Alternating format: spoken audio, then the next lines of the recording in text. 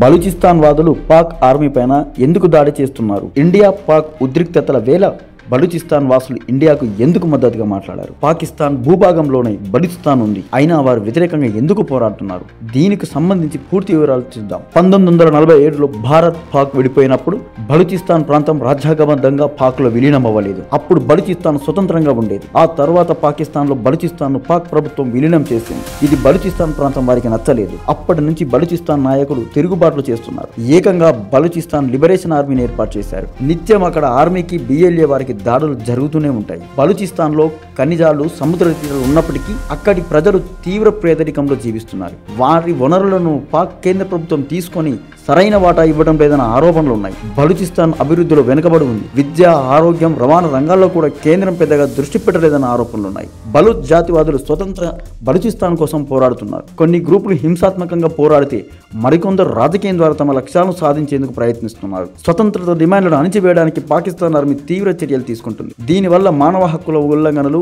కార్యకర్తల మిస్సింగ్, బలవంతపు అరెస్టులు చోటు చేసుకుంటున్నాయి. అందుకే తమ స్వతంత్ర రాజ్యం కోసం పోరాడుతున్న వారు ఇండియాకు మద్దతుగా నిలిచారు. ఆపరేషన్ సింధూర్ జరుగుతున్న సమయంలో పాక్ రేంజర్లపై బిఎల్ఏ విరుచుకుపడింది. చాలా నష్టం కూడా చేసింది. తమకు ఆయుధాలు ఇవ్వాలని పాక్ తో కలిసి యుద్ధం చేద్దామని ఏకంగా భారత ప్రధాని నరేంద్ర మోడీకి బలూచిస్తాన్ జాతివాదులు విన్నవించారు.